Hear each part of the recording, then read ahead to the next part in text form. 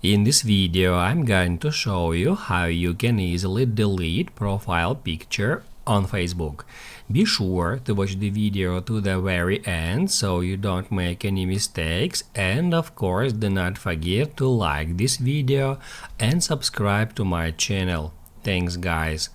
So let's get started, and first off, open up Facebook app and then tap right here at your profile picture to go to your Facebook profile page.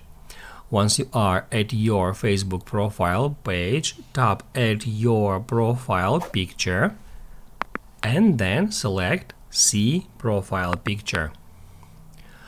After that, we'll be able to delete that picture. To do that, we need to tap at three dots, then tap at Delete Photo, and then delete.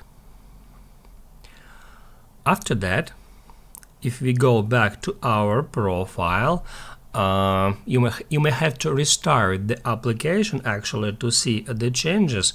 So I'm gonna do that, and now, as you can see, my profile picture has been deleted and it was replaced with that default gray profile picture.